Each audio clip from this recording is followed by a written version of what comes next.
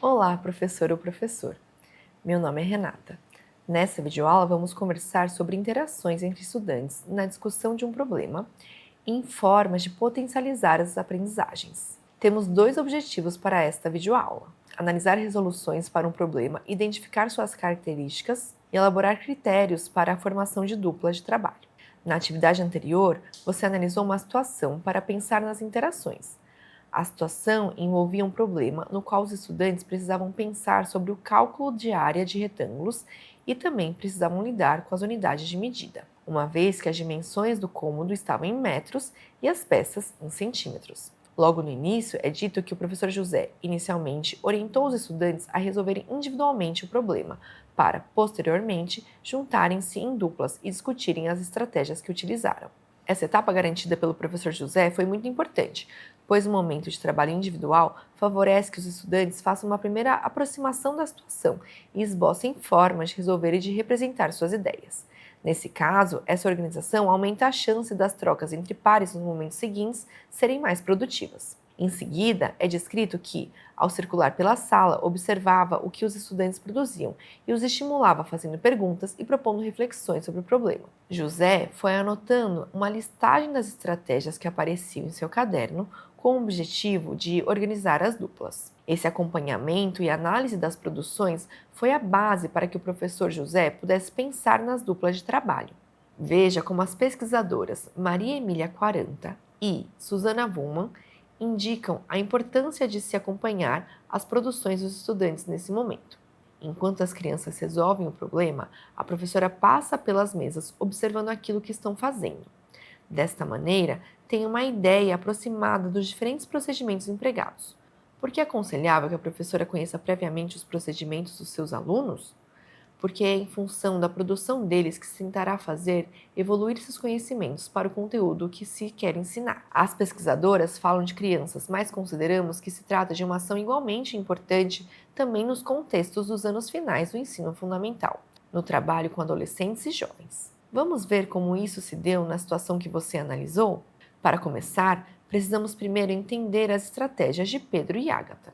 Assim, poderemos refletir sobre a conversa em duplas que tiveram. Pedro representou 4 linhas de 5 metros de comprimento, cada uma com 1 metro de altura, e percebeu que em cada linha cabem 2 fileiras com 10 peças de 50 centímetros. Depois disso, como são 4 linhas, fez o cálculo de 10 vezes 8, chegando ao resultado de 80 peças.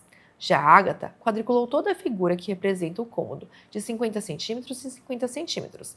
Assim, cada quadradinho representa uma peça. Ao todo, ficou com 10 linhas e 8 colunas e fez a contagem indireta do total de quadradinhos, fazendo 10 vezes 8, chegando ao resultado de 80 peças. Ou seja, Pedro e Ágata resolveram um problema por caminhos diferentes. Para que as conversas nas duplas ou grupos sobre os procedimentos matemáticos ocorram e possam aprofundar o entendimento da situação, é necessário que eles não sejam iguais. Nesse caso, não haveria por que analisá-los, procurar suas semelhanças e diferenças. Por outro lado, se fossem muito diferentes, é possível que também não favorecessem as trocas de ideias, por partirem de pontos de vista e conhecimentos muito heterogêneos. O professor José utilizou como critério de agrupamento que os procedimentos da dupla fossem próximos, mas com diferenças que pudessem ser observadas. Nesse sentido, a pesquisadora argentina Délia Lerner sintetiza: é possível afirmar que as interações mais fecundas ocorrem quando os integrantes do grupo possuem suficientes conhecimentos em comum para entender-se e suficientes discrepâncias ou diferenças de informação para poder comparar suas ideias e enriquecer-se mutuamente. Analisando o diálogo de Pedro e Ágata, podemos ver que ambos ampliaram seus repertórios sobre áreas de figuras geométricas planas e unidades de medida, estabelecendo relações entre as duas estratégias e suas experiências e conhecimentos. Pedro e Ágata compreenderam que podem organizar as fileiras em linhas horizontal ou colunas vertical, fazer relações e transformações entre metros e centímetros, ao pensar que 50 centímetros significam meio metro ou que 5 metros significam 500 centímetros, e também que podemos fazer contagens diretas, elemento a elemento, ou estabelecer procedimentos indiretos de contagem. Ao formar grupos de trabalho, visando que as interações favoreçam as aprendizagens, podemos considerar duas dimensões: a sociabilidade dos estudantes, a integração entre eles, a forma com que se relacionam, ou os conhecimentos matemáticos que eles possuem a respeito dos conteúdos que estão em jogo na atividade. As duas dimensões influenciam as trocas entre os estudantes e, consequentemente, suas aprendizagens. Por isso, ambas devem ser consideradas no processo escolar. Porém, nesse momento, para efeitos de estudo, vamos focar na segunda dimensão, os conhecimentos matemáticos dos estudantes, para pensar sobre a formação de duplas. Retomando a aula do professor José, vamos considerar que os objetivos para o momento das trocas em duplas eram analisar estratégias e pensar em formas para validá-las ou descartá-las, conhecer diferentes formas de resolver o problema, ampliando seu repertório de estratégias, e estabelecer relação entre estratégias e conhecimento sobre áreas de figuras geométricas planas e unidades de medida. E foi isso que pudemos ver nas trocas entre Pedro e Ágata. Agora, que outras estratégias poderiam aparecer e que duplas poderíamos formar? Vamos analisar as resoluções de mais estudantes. Veja a resolução de Janaína. Ela pensou proporcionalmente para descobrir quantas vezes 50 centímetros cabe em 4 metros e quantas vezes cabe em 5 metros.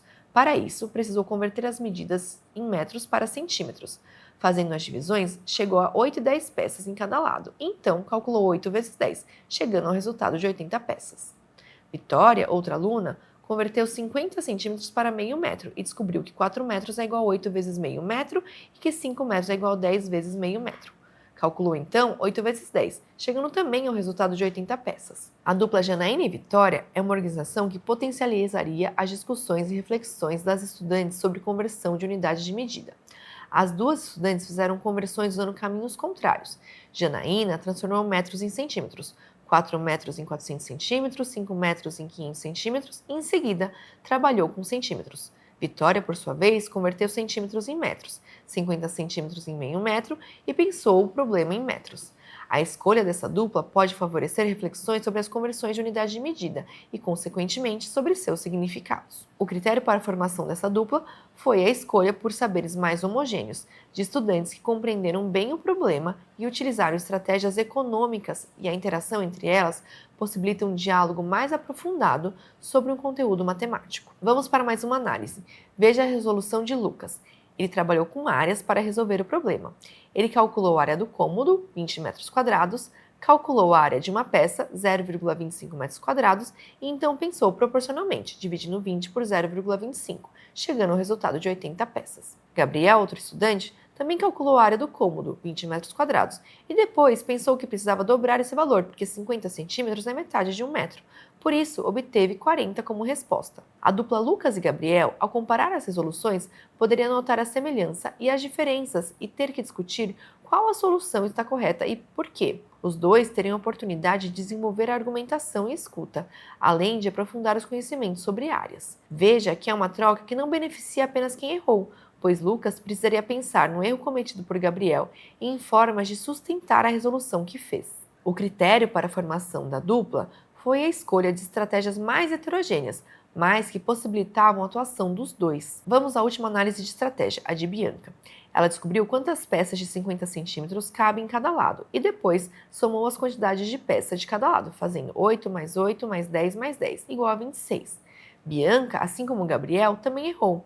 Porém, no caso dela, não seria potente trabalhar com a mesma dupla que propusemos para Gabriel, Lucas, pois há uma distância entre as resoluções que não favoreceria a discussão. Uma estudante que poderia fazer uma boa troca com Bianca seria a Ágata. A imagem feita por Ágata ajudaria Bianca a compreender o seu erro e, para a Ágata, que apresenta uma resolução que ainda não é a mais otimizada, ter que explicar para a colega fortaleceria seu entendimento. Nesse caso, o critério também foi a heterogeneidade, mas pensando em uma interação que favoreça que todos tenham palavra.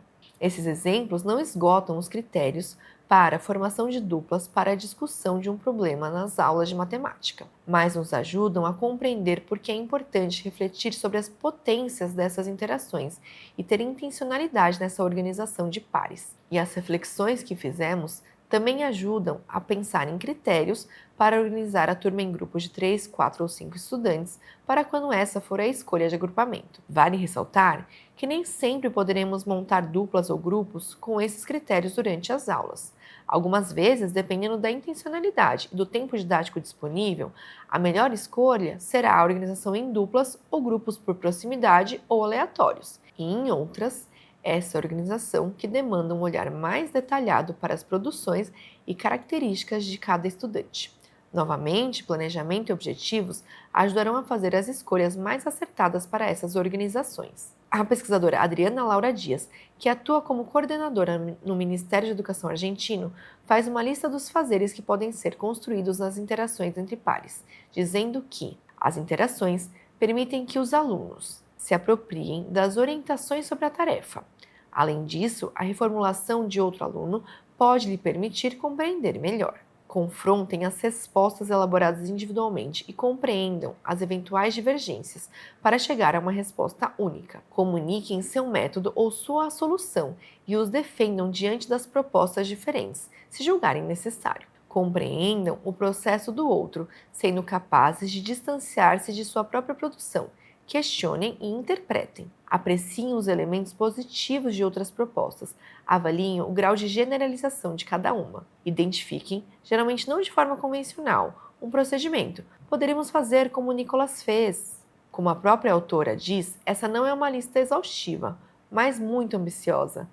Fazer com que ela se efetive é uma tarefa complexa e para profissionais, que são as professoras e professores. Nessa videoaula, pensamos sobre as interações em duplas e na próxima sessão refletiremos sobre as interações coletivas, nas quais seu papel professor-professora também será estruturante. Até já!